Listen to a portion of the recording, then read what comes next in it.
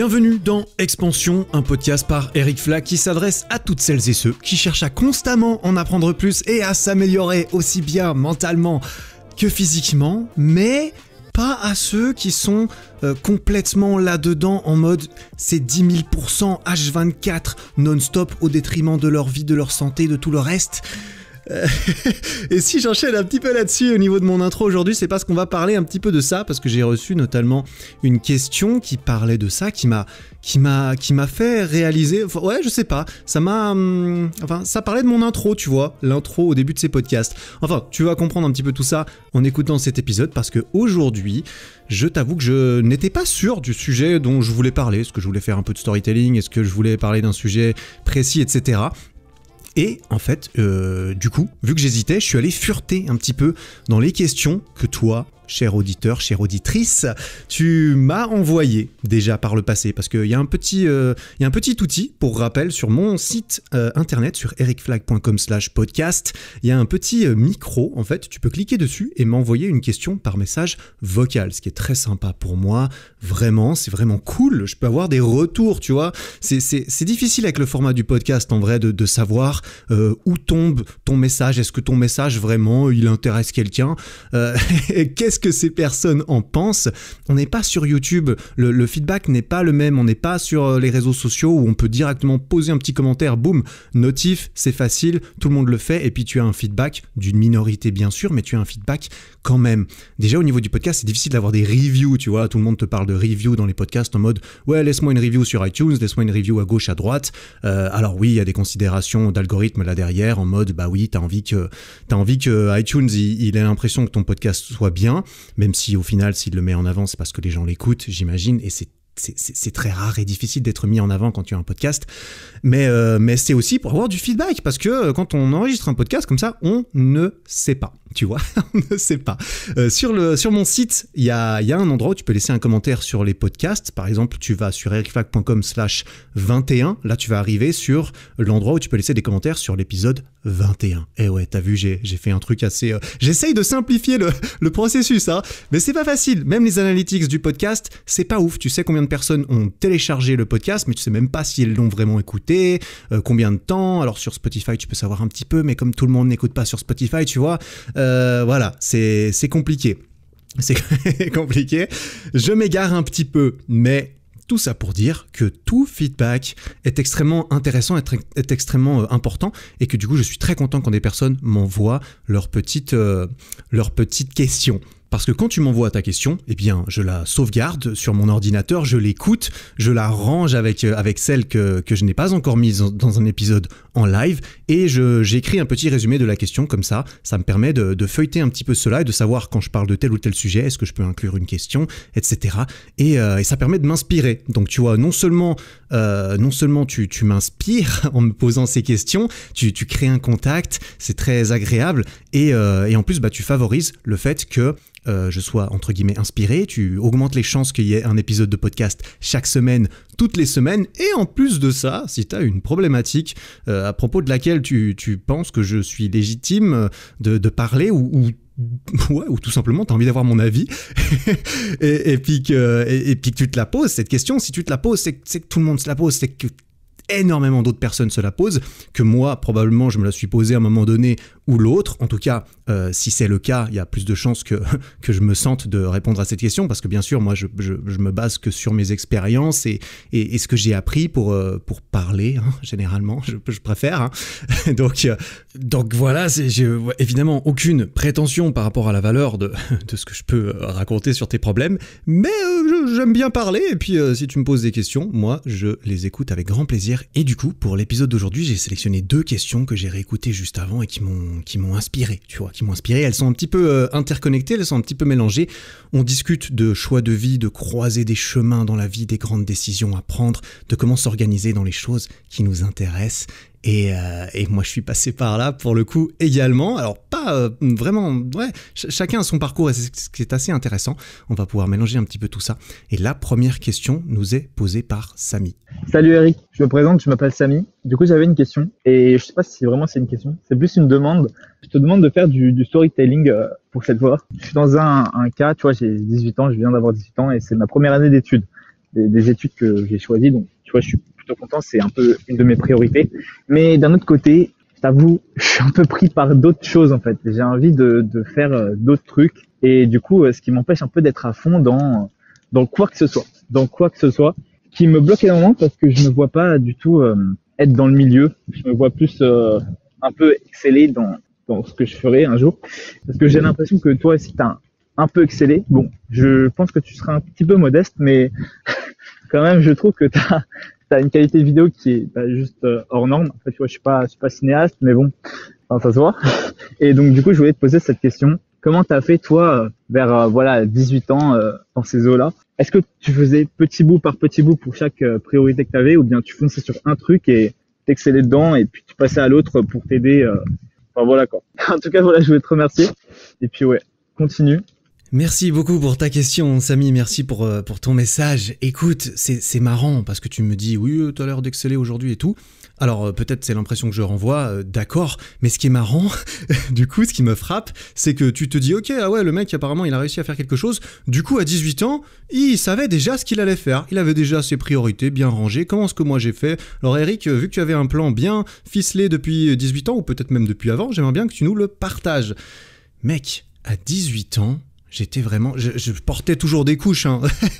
J'exagère. Non, j'arrivais à m'occuper moi-même, j'arrivais à aller aux toilettes tout seul, y a pas de problème. Mais à 18 ans, je faisais rien. Rien du tout. À 18 ans, j'étais un enfant, vraiment. J'étais un enfant dans ma tête, dans ma vie. J'avais encore rien fait, rien prouvé du tout. Rien... J'étais vraiment pas très intéressant, pas très intéressé en fait, surtout. J'étais intéressé, ouais. Tu vois, moi j'ai mûri très très tard. J'ai mûri, je crois que j'en ai déjà parlé, j'ai mûri très tard dans ma tête.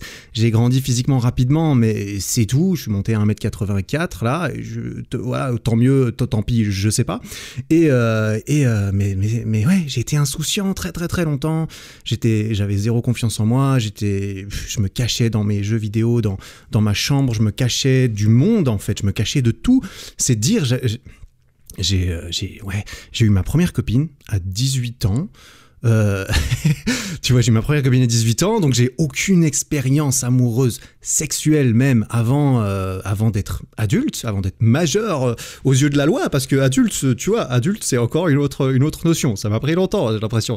J'ai commencé la muscu à 17 ans, ça j'en ai déjà parlé, mais jusqu'à 21 ans. À 21 ans, j'ai des photos de moi à 21 ans, t'as l'impression que j'ai jamais fait de sport de ma vie, tu vois, visuellement. Alors ça, c'est une autre question, évidemment, qu'à 18 ans, on peut avoir plein de progrès, c'est juste que, tu vois, ça m'a pris du temps, vraiment. Ça m'a pris du temps de comprendre des choses, de me dire que telle ou telle action avait des conséquences sur ma vie, sur mon futur, et pas juste sur ce qui va se passer dans 45 minutes. Et ça m'a pris beaucoup de temps. J'ai eu de l'acné jusqu'à 21, 22 ans. Ça m'a pas particulièrement aidé. J'en ai eu beaucoup. Ouais, je crois que ça a commencé vers 15 ans. J'ai commencé à avoir de l'acné. Je sais plus exactement, mais j'en ai eu beaucoup d'un coup. Et ensuite, ça s'est tassé un tout petit peu vers 20 ans, bam, c'est reparti vers 21, et j'ai fait des traitements, heureusement, qui m'ont pas mal aidé à ce niveau-là. Mais de ça pour dire que je me cachais vraiment. Je me souviens quand j'avais 16-17 ans, ma vie c'était vraiment, je jouais à World of Warcraft sur mon ordinateur. Je ne voulais pas sortir de chez moi. J'avais horreur de sortir de chez moi, de m'éloigner de la maison. Je voulais rester à l'abri tout le temps. Je voulais pas m'exposer au monde, à quoi que ce soit. Je voulais même pas partir en vacances avec mes parents, tu vois. Je me souviens qu'à 17 ans, mes parents ont voulu qu'on aille tous faire un road trip en famille en Amérique. Tu vois, c'est une occasion extraordinaire. On est allé en Amérique, on a loué un gros 4x4, on a tourné un peu en Californie, au Nevada, on est allé à Las Vegas, à Los Angeles, Santa Monica, toutes ces histoires. Tout le monde rêverait de faire ça. Moi, tout ce que je me souviens un petit peu du voyage, mais très peu, j'en ai très peu de souvenirs. Je me suis presque forcé à ne pas l'apprécier, ce voyage, parce que je me sentais juste mal. J'avais pas envie, je me sentais mal dans ma peau, tu vois, concrètement. Et je me souviens qu'à 17 ans, je me suis dit, merde, purée, je vais devoir partir. Et je me souviens même avoir pensé, c'est dommage qu'ils aient pas décidé qu'on fasse ça l'année prochaine, parce que l'année prochaine, j'aurai 18 ans, et du coup, à 18 ans, légalement, je peux décider de ne pas avoir à suivre les ordres de mes parents ou je ne sais quoi. Et j'étais vraiment en mode, purée, je me réjouis de pouvoir prendre mes propres décisions, comme ça, je pourrais rester, faire ce que je veux, et qu'on me demande rien. Donc voilà, tu vois, tu m'as demandé de faire un peu de storytelling à propos de ça. Tu vois, là où j'en étais à 18 ans, tu vois, est-ce que tu vois la différence entre toi et moi ? Parce que moi, je peux te dire, je la vois, hein, clairement, je la vois la différence. À 18 ans, j'étais pas comme toi, tu vois. J'étais pas en train de me poser ce genre de questions, j'étais pas curieux, j'écoutais pas de podcast. Et puis bon, le podcast, il faut reconnaître, c'est un format assez mature quand même, tu vois. Quand tu écoutes des podcasts, il y a quand même assez peu de chances, j'ai l'impression que tu n'écoutes que du contenu purement divertissant et qui ne t'apprend rien, j'ai envie de dire. Il y a quand même beaucoup de contenu de développement personnel sur la finance, sur la santé, sur la psycho, etc. Donc, premièrement, Samy, bravo à toi, à 18 ans, d'avoir l'air aussi mature et avancé dans ta vie. Et t'inquiète pas que moi, ça m'a pris très longtemps. Donc à 18 ans, j'avais aucun plan, j'avais aucune idée. Tu vois, aujourd'hui encore, là, avant-hier, je suis au parc, je vais m'entraîner au parc de street. Il y a des petits jeunes, parce qu'au parc de street, il y a beaucoup de jeunes. Moi, je me sens vraiment vieux quand je vais m'entraîner dehors. Hein. Enfin, je me sens vieux, tu vois, je me sens vraiment âgé plus que la moyenne. Moi, j'ai 30 ans, j'arrive au parc, tout le monde est plus jeune que moi, ou presque, et les petits jeunes de 16 ans, ils viennent vers moi.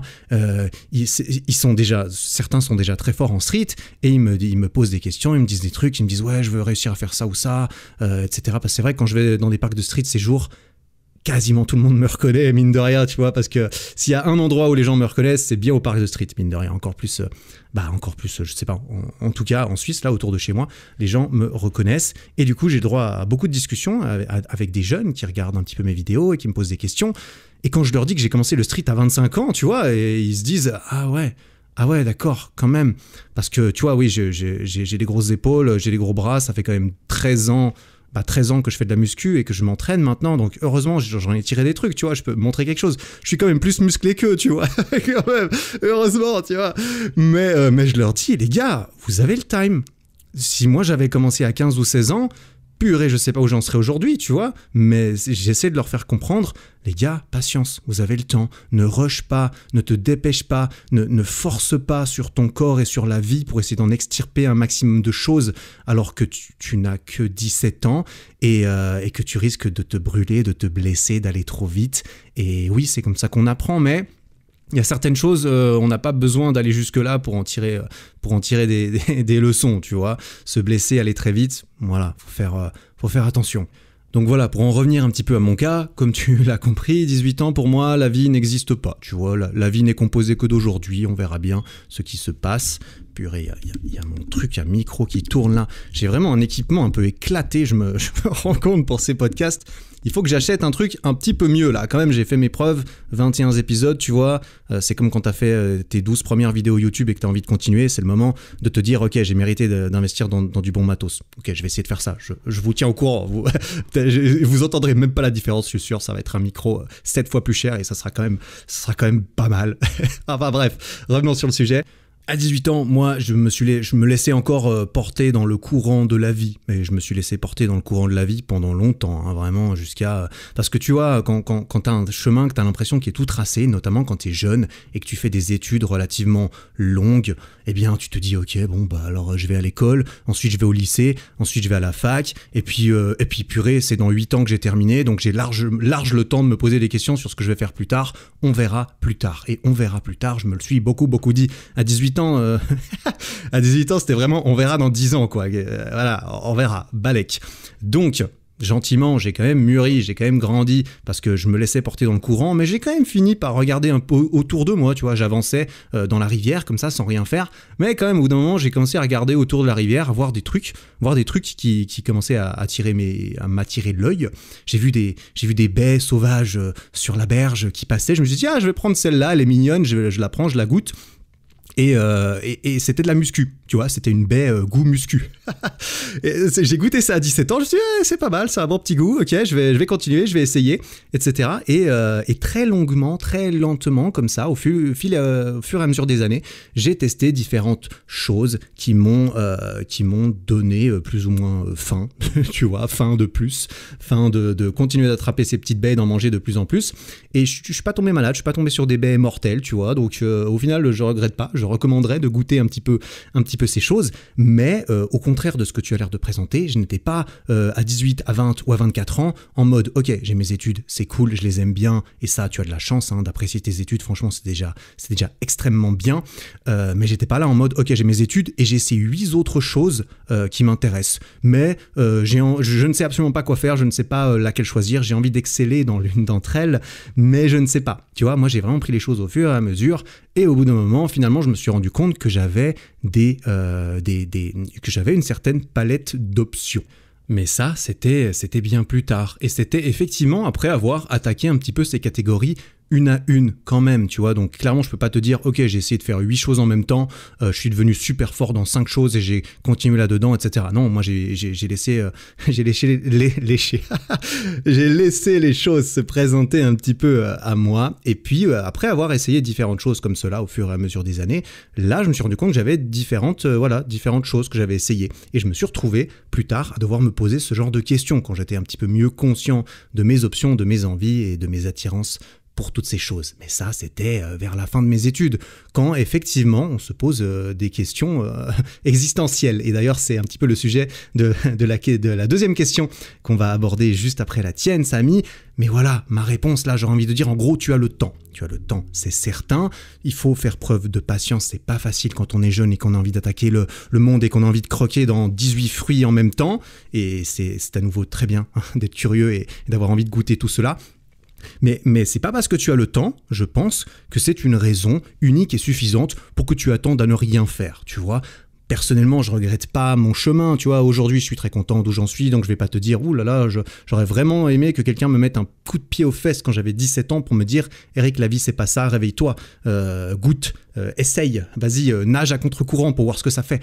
Mais je peux pas te dire non plus que ça me déplairait d'être au même endroit que maintenant, mais avec 5 ans de moins. Tu vois, voilà, au bout d'un moment, tu peux pas savoir, tu peux pas te dire, tu vois, refaire le monde avec des et si, c'est pas très très utile, mais il faut rester un petit peu réaliste. Apprendre des erreurs des autres, ça peut te permettre notamment de ne pas avoir à apprendre des tiennes, ce qui est bien, mais ce qui te fait perdre du temps et d'autres choses. Bref, comme tu as du temps, quand même, tu as 18 ans, si j'ai bien compris, tu peux encore te laisser porter un petit peu dans le courant, tu vois, tu as tes études, tu viens de commencer tes études, donc je pense que tu es parti pour plusieurs années. Ensuite, dépendamment de tes études, de ta facilité, de ta capacité à travailler bien pour tes études, de ta capacité à remplir ton contrat moral, tu vois, ton contrat moral avec la société, avec tes parents. Et là, j'entends probablement, tant que tu réussis tes études, tant que chaque année tu passes à l'année d'après, tu remplis ton contrat, selon moi. Donc, c'est à toi de voir ensuite en dehors de cela, parce que la première priorité, tu as l'air d'être au clair avec toi-même en plus, donc c'est encore mieux, ce sont tes études. Et ça, je pense que c'est une valeur relativement sûre. Voilà, clairement, moi j'ai fait la même chose, et je pense que quand tu commences à faire des études, voilà, si tu peux les valider, au moins tu sais que tu ne pars pas complètement dans le vide, et c'est bien d'avoir ça auquel se raccrocher. Par contre, en parallèle de tes études, en parallèle de tout ça, je t'encourage justement à te libérer consciemment du temps et de l'énergie pour goûter plus en profondeur ces choses qui te plaisent. Tu vois, tu me dis que tu es devant une table, t'as ton repas principal, c'est tes études, et puis en dessert, t'as le choix entre 8 petites baies que tu as ramassées comme ça un jour au bord de la rivière. Eh bien, prends le temps, je te dis. Je te conseillerais, au fil de ces années, parce que du coup, tu as plusieurs années, je pense, prends le temps, le soir, de goûter une autre baie. Bon, je vais arrêter avec la métaphore parce que peut-être tu vas pas me comprendre. En gros, tu choisis une de ces choses parce que effectivement, je pense que si tu mets, tu vois, si tu prends, désolé, je repars dans la métaphore, si tu fais de la purée avec ces 8 baies, que tu les mélanges et que tu les fourres dans la bouche, tu vas en avoir aucune idée de laquelle tu préfères. Ça va te faire un goût trop bizarre et justement, tu vas te dire, ça goûte que dalle, ça me donne pas envie, et tu n'auras pas plus de réponses à tes questions. Donc, sépare un petit peu les choses, tu les sépares dans l'ordre que tu veux, tu vois, je sais pas, en fonction de ton emploi du temps, en fonction de tes préférences, en fonction de la nature de ces choses qui te plaisent et de ta capacité à les faire en parallèle de tes études, eh bien, tu les choisis, tu les testes, tu les goûtes, tu les essayes, tu te laisses suffisamment de temps pour savoir si ces choses te plaisent, si ces choses voilà, qu'est-ce que ça te fait ressentir, quel est le goût que ça te laisse en bouche, est-ce que tu as envie d'en reprendre, ou est-ce que, voilà, tu te poses dessus et tu arrives un petit peu à une conclusion à ces choses, que ça te prenne une semaine, 2 mois, 3 mois, tu vois, si consciemment, déjà là, à 18 ans, tu commences à faire ça, tu pars avec une longueur d'avance, moi je pense. Et pour essayer de répondre un petit peu à ta question vis-à-vis de l'excellence, de viser un domaine où tu veux exceller, alors que tu en as beaucoup qui t'intéressent, t'as pas envie d'être moyen partout, tu l'as dit toi-même, et en plus tu t'embrouilles un petit peu. Donc pour ne pas t'embrouiller, essaye d'attaquer les choses les unes après les autres. Ça, ce serait mon conseil, voilà, comme ça. Et par rapport à l'excellence, je vais rebondir sur une story que j'ai vue l'autre jour. Mathias, très bon pote à moi, qui est venu sur le podcast, qui est créateur de contenu également, avec lequel on a fait une interview, c'était l'épisode numéro 15, très intéressant, qui a bien plu d'ailleurs, j'ai l'impression, a posé une question intéressante sur sa story Instagram l'autre jour que j'ai vue, et il mettait un petit sondage pour que les gens puissent se poser la question. Il fait ça assez régulièrement, je trouve ça assez intéressant. La question qu'il posait, c'était: est-ce que tu préfères exceller dans un seul domaine et être mauvais dans tous les autres ? Et là, on parlait un petit peu de différents sets de compétences, tu vois. Ça, apparemment, on appelait ça une compétence en I. C'est une compétence verticale, c'est-à-dire que tu pars en profondeur, tu descends, tu pars d'un point, tu descends vers le bas, tu creuses vraiment la question profondément, tu deviens un expert dans cette chose et ça te forme, voilà, un espèce de I. Et l'autre option, évidemment, tu l'auras compris, ou alors, est-ce que tu préfères être bon en tout ? Donc tu as une bonne base un petit peu partout, tu es bon, tu es pas juste moyen, tu vois, quand même, tu es bon en tout parce que tu prends le temps de creuser un petit peu chaque chose, mais ensuite tu changes. Et ça te fait un espèce de skill set, de compétences horizontales. Ça te fait une espèce de ligne, parce qu'au lieu de creuser vraiment en profondeur dans chaque option, eh bien tu changes, tu passes à la case d'après, tu passes à la case d'après, à la case d'après, et tu te retrouves avec une barre horizontale. Est-ce que tu préfères l'option A ou l'option B ? Je crois que personnellement j'avais répondu à l'option A par défaut parce que j'avais pas, j'étais un petit peu, je savais pas trop comment me placer vis-à-vis de ça, et c'est là qu'il nous en a mis une petite part derrière en disant qu'il il répond à sa propre question en disant ouais, en fait moi ce que je préfère c'est les compétences en T, et il a répondu un petit peu à ce qui me turlupinait dans sa question, c'est qu'il disait il existe aussi le skill set de compétences en T. Compétences en T, c'est-à-dire que tu as une barre horizontale, mais tu as aussi une barre verticale, et ça forme un espèce de T. Et c'est ça qui me semble intéressant. Je pense que si ton but c'est d'être excellent, si ton but c'est d'exceller dans quelque chose, tu dois d'abord commencer par te développer horizontalement. C'est-à-dire que tu vas tester toutes les petites baies, tu testes toutes ces petites baies qui sont alignées horizontalement, et dès que tu as trouvé celle qui te plaît, celle que tu as envie de manger pour toujours et de devenir le meilleur à manger, c'est là que mon image s'arrête. Ah, ou peut-être pas. Dès que tu as trouvé celle qui te plaît, eh bien tu récoltes les graines de cela, tu les plantes, et puis il y a un petit arbre qui va pousser. Et là, tu vas te retrouver avec un arbre qui pousse, avec des racines qui plongent. Et là, tu te retrouves avec une croix. C'est même pas un T, tu vois. Ça part vers le bas, ça part vers le haut. Tu te retrouves avec un plus. Et je pense que la meilleure façon d'exceller quelque part, c'est de se laisser la chance de trouver la chose qui est la plus propice, qui nous donne le plus envie de nous donner, qui nous donne le plus envie d'exceller. Et donc, goûte les choses. Et trouve celle qui te plaît. Et ensuite, tu creuses, et là, tu creuses, et tu laisses peut-être les autres un petit peu de côté. Ouais, voilà. Je crois que j'arrive gentiment à la fin de ce que je peux te dire là-dessus. Continue comme ça, Samy, franchement, 18 ans, de se poser ces questions. Je t'encourage à fond dans tes études, et dans tout cela, j'espère que ton petit arbre poussera vite et fort et profondément. Voilà, ok, on va passer à la deuxième question, qui est une question de Clémence. Hello, alors je viens d'écouter ton podcast sur le recentrage personnel que j'ai trouvé très intéressant, mais moi j'ai un problème à un peu une autre échelle, genre je vois pas petit projet par petit projet, mais là je suis dans un croisement de ma vie, genre je vais finir bientôt mon bachelor, j'ai vraiment aimé ce que j'ai étudié, genre vraiment ça m'a vraiment passionné, tu vois, et je suis divisée entre continuer mes études, peut-être faire un doctorat après, tu vois, master doctorat, ou aller travailler, prendre un peu plus de temps pour moi, pour mes amis, ma vie personnelle. Ouais, bon, c'est clair que ça n'exclut pas de faire le master plus tard. Là, je trouve on est pire dans un problème générationnel entre avant que c'était pire, faire de l'argent, faire de la production tout le temps, et en maintenant on est de plus en plus, vas-y, profite de la vie, par voyager, des choses comme ça. Et je suis un peu, divisée entre ces deux domaines, et j'aimerais savoir si tu voulais peut-être en parler un peu plus. Après, je le vois venir redéfinir son succès, trouver sa passion, mais que c'est pas forcément facile pour tout le monde. Du coup, je pourrais résumer ma question avec ça. On entend beaucoup parler de productivité à fond, la semaine des 100 heures, des choses comme ça. Ma question serait, est-ce que ça vaut la peine de toujours être à 100% partout, d'être toujours, productif et tout, au détriment peut-être de sa santé, de sa vie perso ou d'autres choses comme ça? Et on cherche toujours d'être le meilleur dans tous les domaines. D'ailleurs, je viens de starter un nouveau podcast à toi, et puis que ça dit pour s'améliorer mentalement, physiquement et tout.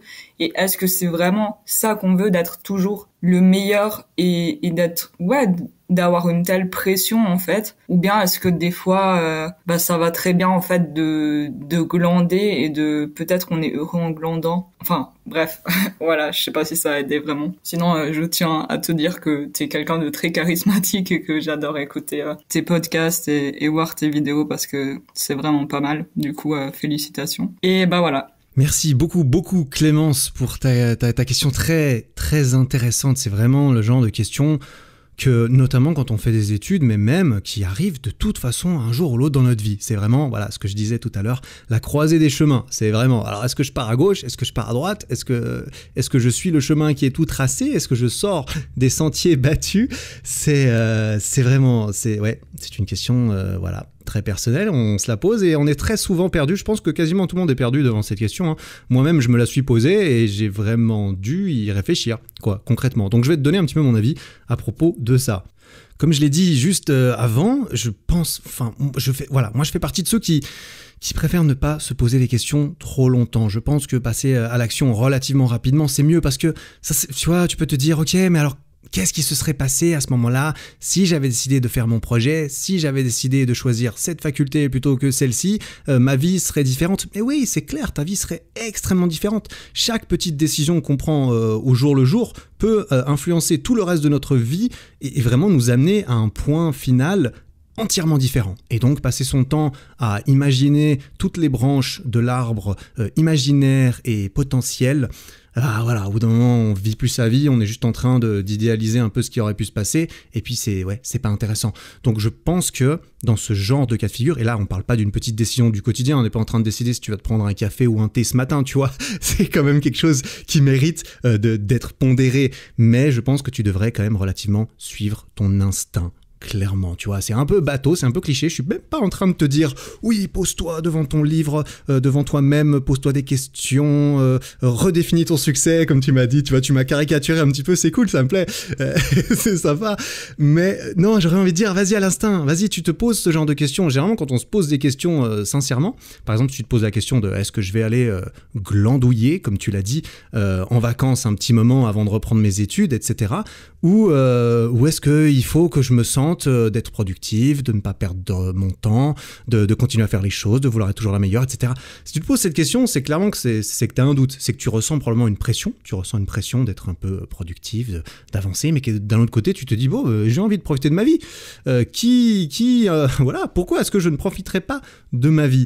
Donc, moi, je serais de la team de ceux qui te diraient, t'as envie de prendre une pause, prends une année. Moi, je pense vraiment qu'on n'est pas vraiment pressé dans la vie, qu'on devrait essayer de pas se mettre une pression monstrueuse. Est-ce que c'est parce que j'ai jamais eu de difficultés extraordinaires dans ma vie? C'est possible, tu vois, c'est possible, je sais pas. À nouveau, je parle que sur mes expériences, j'ai pas eu une expérience de vie traumatisante ou incroyablement difficile. Mais c'est vrai que quand j'entends certaines personnes qui se disent « Ah non, il faut surtout pas que je prenne 3 mois pour aller voyager un petit peu à la fin de mes études ou entre mon bachelor et mon master parce que je vais avoir un trou sur mon CV de 3 mois », alors qu'ils ont vraiment envie d'aller au Pérou voir le Machu Picchu, tu vois. Je leur dis « Mais les gars, chill, pète un coup là, ça va aller, tu reviens, tout le monde s'en... » Non, c'est pas vrai, il y a pas tout le monde qui s'en fout, mais... Tu vois, vas-y. Non, franchement, je te dis, vas-y. Prends tes 6 mois et puis reviens, kiffe un peu ta vie. C'est pas grave. Quel est le pire qui peut arriver? Eh ben, tu dois faire un petit peu tes preuves, tu dois expliquer un petit peu qu'est-ce qui s'est passé. Et puis, mais bref. Voilà, vraiment, si ça te fait un petit trou, moi, j'aurais tendance à te dire, vas-y. Alors ça, c'est dans le cas de figure où tu veux te barrer 6 mois pour faire quelque chose qui n'a rien à voir professionnellement, qui n'a aucun débouché professionnel. Genre, tu pars juste en vacances, faire un tour du monde 6 mois, dépenser ton argent et tu reviens et là, il faut revenir dans la vie. Ça, c'est quand même un truc, il faut quand même se poser la question parce que c'est vrai que ça, c'est magique de faire ça, j'en suis sûr. J'y ai goûté un tout petit peu.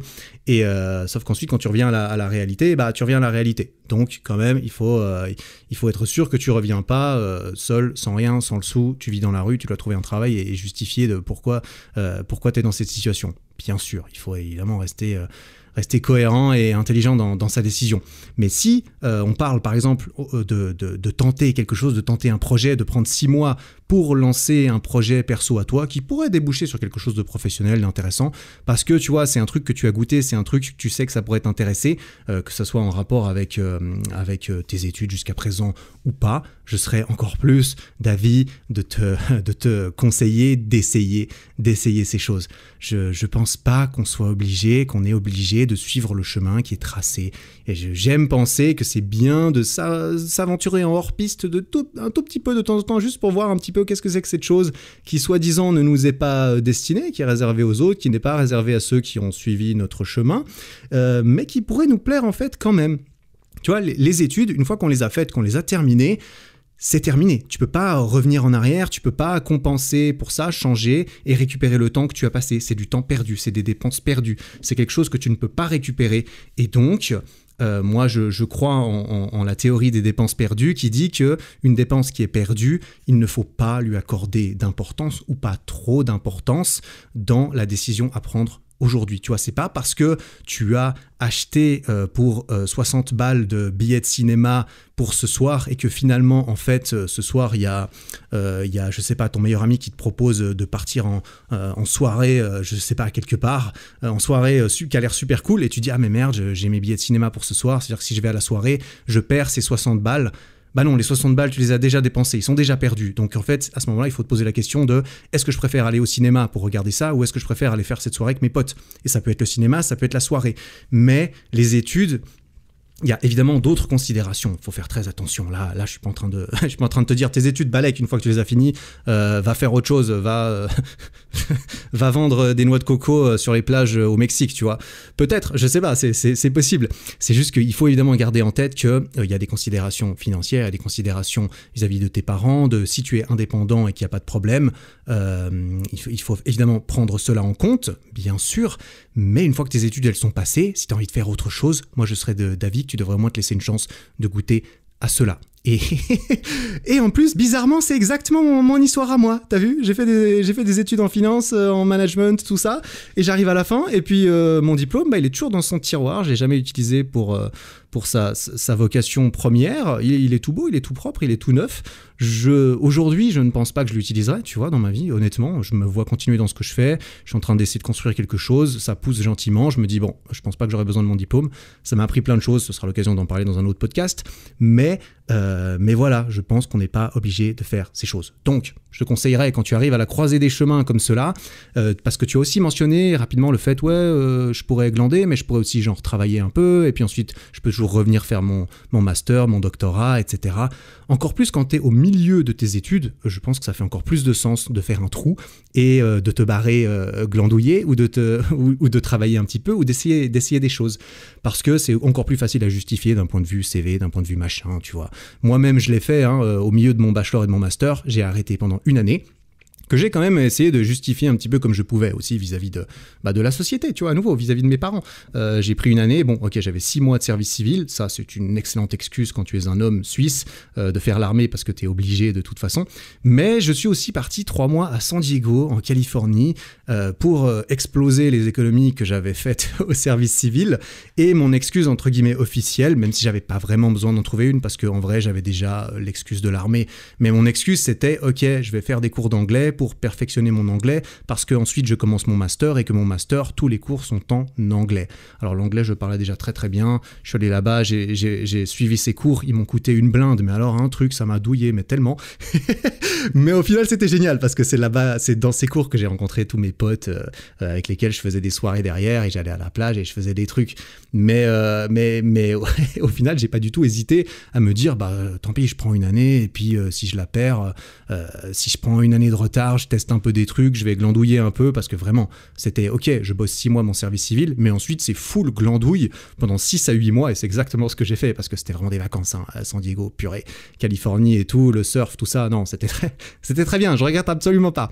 Et même, je pense que ces moments, cette année, c'est tous ces moments passés en dehors du chemin tout tracé, des études qui permettent de sortir un peu la tête du guidon, des études, du quotidien et tout ça, ça te permet de refléter un peu sur là où tu en es aujourd'hui, de te poser certaines questions, de tiens, est-ce que j'ai vraiment envie de continuer là-dedans ? Est-ce que en fait, ce master, c'est vraiment une envie que j'ai envie de faire, la recherche, tout ça, doctorat, j'ai vraiment envie de faire ça ? Ou est-ce que c'est peut-être juste parce que je me dis que je sais pas trop ce que je veux faire et du coup, par défaut, je reste là où je suis, c'est-à-dire aux études, parce qu'il y en a qui commencent des doctorats, peut-être aussi parce que ils ont terminé le master, ils ont aucune idée de ce qu'ils peuvent faire, du coup ils se disent ok, je vais essayer de trouver un doctorat, comme ça, boum, je me coince encore 4-5 ans, histoire de pas avoir à me poser plus de questions. Et il y a évidemment plein de gens qui font des doctorats par vocation, c'est très très bien, mais je pense que du coup, faire une petite pause pour tester des choses, que ce soit pour voyager, que ce soit pour lancer un projet, que ce soit pour faire des stages, tu vois, faire une année de stage, t'essaies de te trouver des petits stages de 3-4 mois, comme ça tu peux en faire 2 ou 3 peut-être,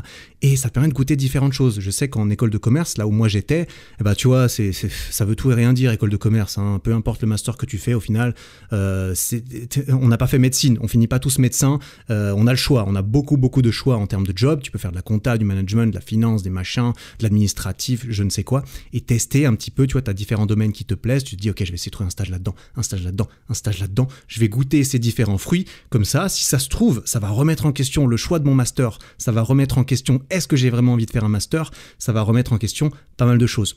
D'ailleurs, j'ai l'impression, quand on arrête les études au milieu pour faire une pause et qu'on se met à travailler, qu'on se met à gagner de l'argent, qu'on se met à entrer dans la vie active, c'est assez dur de revenir aux études derrière. Parce qu'il faut revenir aux études plusieurs années, tu te remets dans ton style de vie d'étudiant, et la vie d'étudiant, moi j'ai trouvé ça très très cool, mais la vie d'étudiant, c'est quand même pas avoir des masses de thunes, et puis t'es un petit peu en attente quand même, et t'as quand même des obligations, il y a quand même des choses qui te plaisent pas là-dedans, enfin bref, voilà, je te conseillerais clairement de tester, vraiment, t'es à la croisée des chemins, il y a quelque chose qui te tente, même si c'est pas nécessairement ce qu'on attendrait de toi, c'est pas nécessairement la chose la plus productive d'un point de vue de je ne sais qui d'ailleurs, eh bien, je te conseillerais de tester.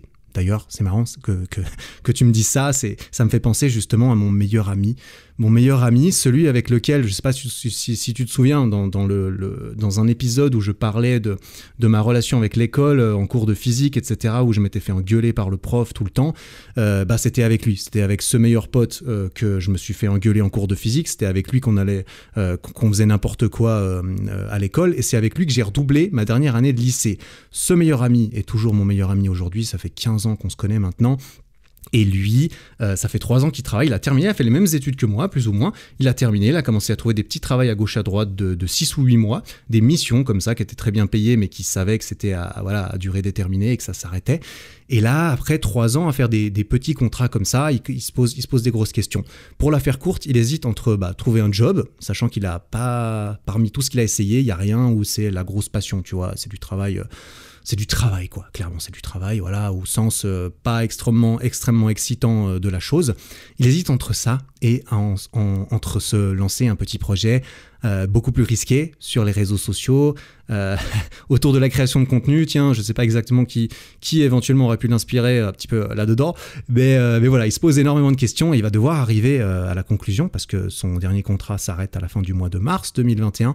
Fabio, si tu m'écoutes...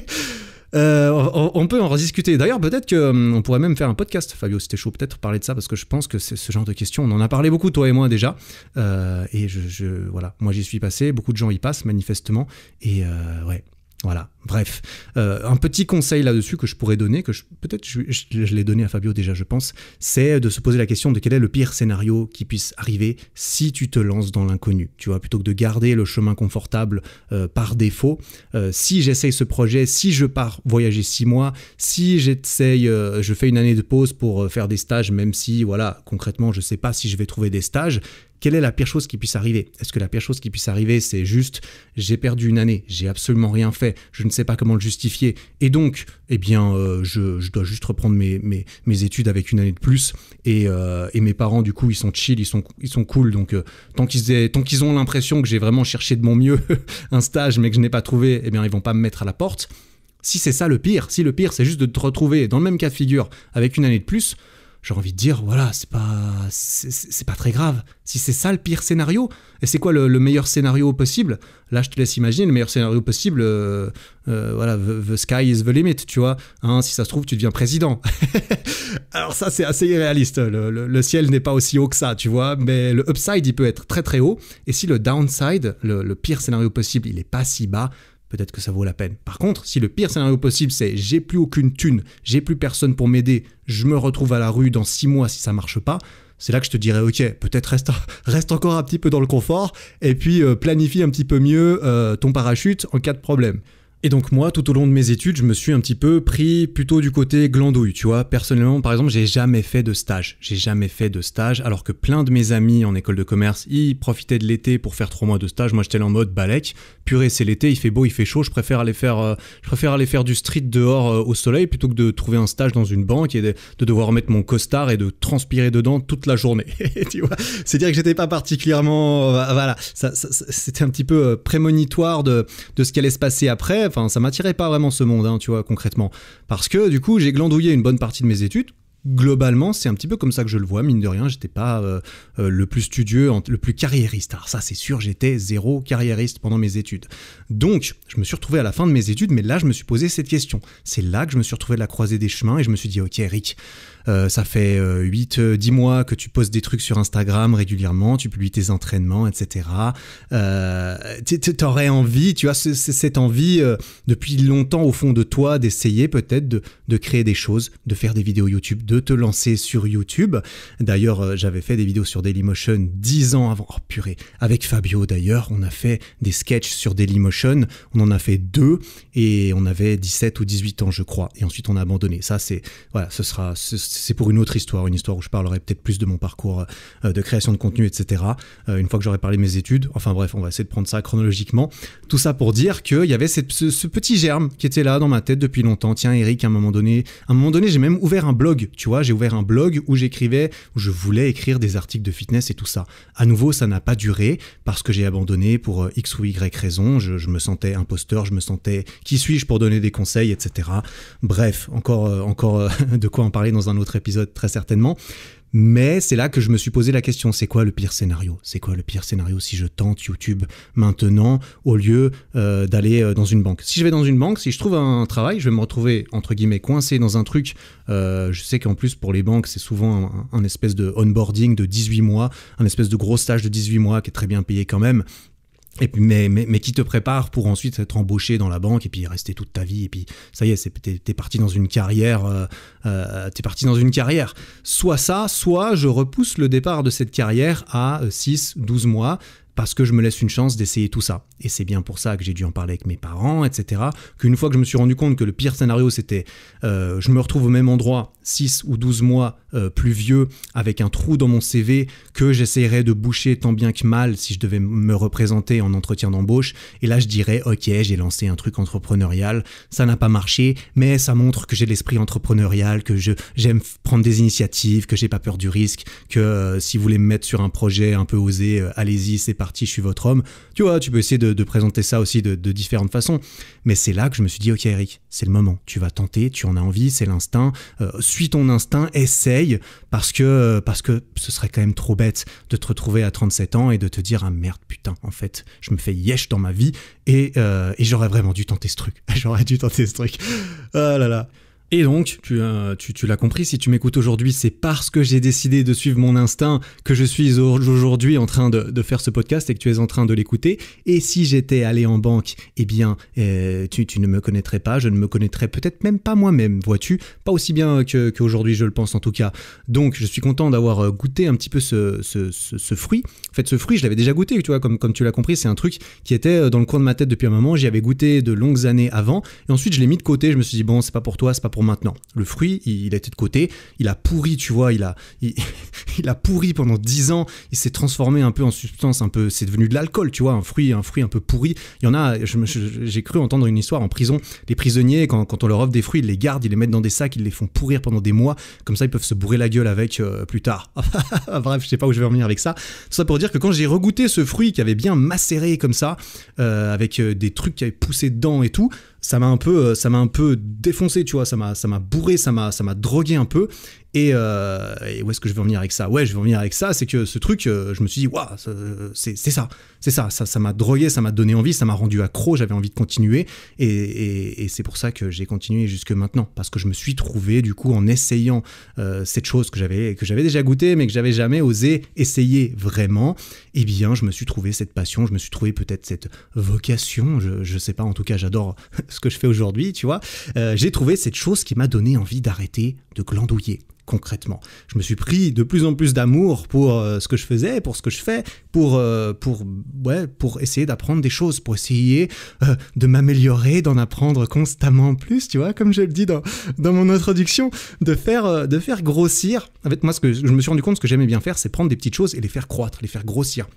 C'est quelque chose que j'ai fait, dont j'ai parlé dans ma vidéo YouTube qui date maintenant, où je parle justement de ma transition de la finance à YouTube. C'est une vidéo que j'ai faite il y a 2 ans et demi, où je parle un petit peu de tout ça d'ailleurs.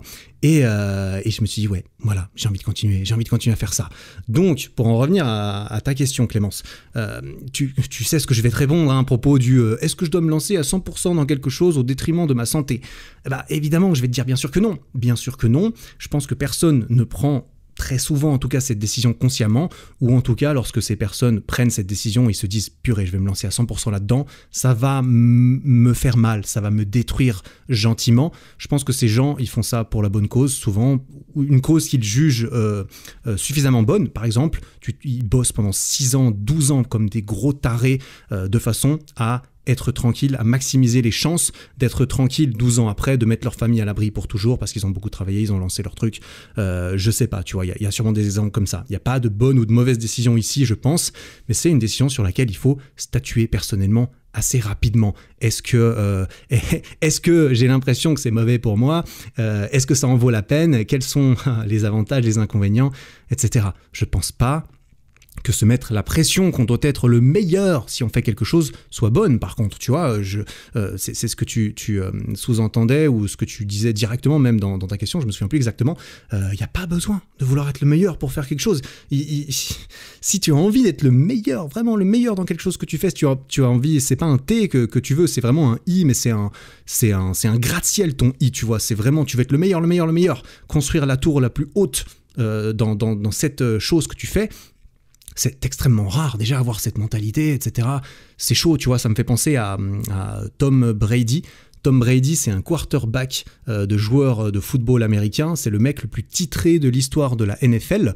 Tu vois, c'est un petit peu le Michael Jordan du football américain. Et je me souviens d'une citation que j'ai entendue de lui, que j'ai trouvé assez, tu vois, inspirante, tout ça, parce que le mec, c'est quand même un mec, lui, c'est le meilleur, tu vois, et considéré comme le meilleur dans ce qu'il fait. Et dans le sport, c'est assez évident, en fait, de trouver certaines personnes qui sont comme ça, qui s'élèvent au-dessus des autres et qui ont vraiment un track record, qui ont vraiment un palmarès extraordinaire. Et sa citation, c'était « If you're going to compete against me, you better be willing to give up your life because I'm giving up mine. » Et ce que ça veut dire, c'est si tu comptes être en compétition contre moi, tu ferais vraiment mieux d'abandonner ta vie parce que j'ai abandonné la mienne. Tu vois ce genre de mentalité, c'est le mec qui vraiment, sa vie c'est ça. Je pense que dans la tête de ce mec, il y a rien d'autre que d'être le meilleur, que de s'améliorer tout le temps, que de tout le temps vouloir faire ça et d'être le meilleur.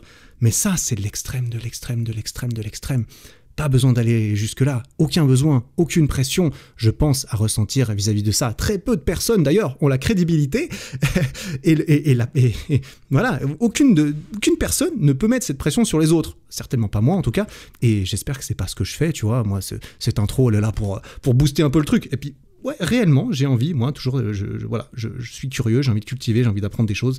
J'ai l'impression que quand on arrête d'apprendre des choses, c'est le début de la fin, quand même, concrètement. Donc voilà, et c'est aussi pour rassembler des personnes qui pensent un petit peu comme ça que j'ai commencé à créer ma chaîne YouTube, que j'ai commencé à lancer ce podcast également. Mais voilà, tu vois, j'ai envie de dire, il faudrait que Tom Brady, ça soit ton coach personnel de football américain, pour que vraiment, quand le mec te mette la pression pour devenir le meilleur, il est le droit, entre guillemets. Tu vois, lui, il a fait ses preuves, je crois. C'est bon. Où est-ce que je vais avec ça ? Malgré le fait que j'essaye d'aller constamment, tu vois, j'essaie de m'améliorer beaucoup, souvent, j'essaie d'apprendre des nouvelles choses, je trouve ça vraiment intéressant. Je t'avoue que de passer ma vie à glander, en être conscient que je passe ma vie à glander et être complètement heureux et épanoui malgré ça, entre guillemets, c'est un rêve à moi. C'est vraiment un rêve à moi. Si je pouvais... Si on me proposait un contrat et qu'on me dit « Eric, tu signes ici et puis tu as une vie simple, tu as une vie où tu vas pouvoir glander toute la vie, tu vas être 100% heureux jusqu'à la fin. Tu auras un petit métro, boulot, dodo, tout va bien, tu seras marié rapidement, tu vas avoir des enfants, tout va bien se passer, tu auras une longue vie paisible, sans problème, tu seras heureux et à la fin, tu meurs. » Mais purée, moi je sais pas, est-ce que je signe, est-ce que je signe pas ? C'est vraiment, je me dis, waouh, mais ça doit être extraordinaire. Mais je suis pas là, j'ai pas ce contrat, j'ai pas cette option, je suis obligé de faire avec ce que j'ai et de faire avec les questions que je me pose dans ma tête et je ne peux pas me dire ok Eric, je ne peux pas me voir glander, tu vois. Et ça c'est entièrement personnel, ça dépend vraiment de chaque personne. Moi j'ai besoin d'avoir l'impression d'avancer dans une direction et d'avoir des marqueurs qui me montrent que j'avance, pour que je sois heureux, pour que je me sente bien au quotidien.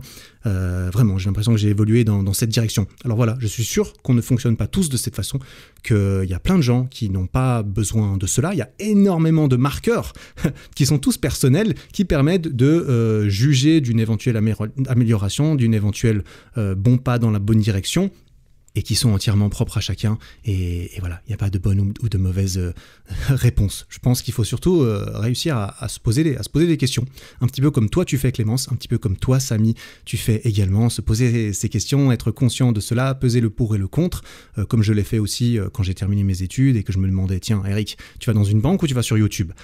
Et bien, je pense que voilà, se poser ces questions, c'est parfait, suivre son instinct, c'est probablement une bonne chose. Et puis voilou, je crois que j'arrive au bout de mon monologue à propos de vos questions, mes chers. Merci beaucoup pour vos questions, extrêmement cool, voilà, qui m'ont inspiré à faire cet épisode aujourd'hui, alors que ce n'était pas spécialement prévu. J'espère avoir pu apporter une once de réponse que vous cherchiez vis-à-vis de ça. Du coup, je parlais au tout début de cet épisode de feedback. Eh bien, si tu as envie de me donner du feedback, tu vois, je te disais, c'est très difficile d'avoir du feedback quand on fait un podcast. Si tu as envie de m'aider un petit peu et que tu as envie de me donner ton avis sur ce podcast, par exemple, sur le format de ces épisodes, tu vois, est-ce que tu préfères les épisodes où je suis seul et je blablate comme cela un petit peu à l'improviste ? Est-ce que tu préfères quand il y a un sujet un petit peu plus clair, défini et j'essaye de garder une ligne directrice extrêmement rigide, mais quand même pas trop, mais que voilà, tu saches exactement où tu en es dans l'épisode tout le temps ? Est-ce que tu aimes bien les interviews quand je demande à quelqu'un d'où il vient, qu'est-ce qu'il fait ? Les discussions, quand on discute, est-ce que tu préfères 30 minutes, 45 minutes, 60 minutes ? Parce que moi, apparemment, j'ai du mal à faire 30 minutes, je sais pas, mais je me rends compte que si je faisais des épisodes de 30 minutes, peut-être je pourrais en faire 2 fois plus, tu vois. Et ça serait peut-être mieux si, en plus, 60 minutes, c'est intimidant pour toi, où tu te dis, voilà. Ou peut-être tu veux plus, peut-être tu te dis, oh, ok, Eric, vas-y, ne ferme jamais ta bouche, parle pendant 1h40, de toute façon, j'ai tellement de courses à faire et de métro à prendre que je peux t'écouter plus que ça. Je sais pas. Est-ce que mes intros résumées au début de mes épisodes, quand je résume pendant 2 minutes ce qui va se raconter dans l'interview, est-ce que tu trouves ça cool ? Tu trouves ça trop long, inutile ? Est-ce que tu préférais qu'on jump directement dans le sujet ? Bref, tu as quoi que ce soit comme feedback, je te le prends avec un énorme plaisir sur ericflack.com/21, comme le numéro de cet épisode. Voilà, merci. Quoi qu'il en soit, j'apprécie de ouf, mais vraiment de ouf.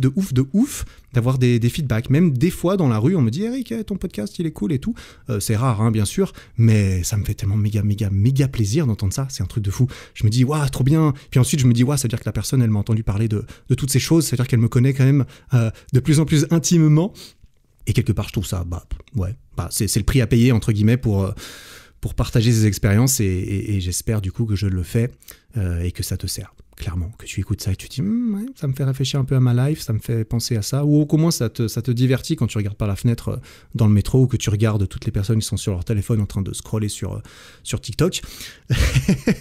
Oh là là, voilà, bref, n'hésite pas, tu peux aussi me poser des questions sur ericflag.com/podcast, message vocal, je pourrais y répondre dans un format long, dans un format court, à voir un petit peu. C'est limité à 1 minute 30 pour que ça t'encourage à être concis et que tu m'envoies pas des trucs de 15 minutes quand même, parce que c'est un petit peu plus délicat à faire, mais tu peux aussi m'en envoyer 2 de suite s'il le faut. Clémence, par exemple, m'a envoyé 2 questions de suite parce qu'elle n'avait pas eu le temps de clarifier complètement ce qu'elle voulait dire la première fois.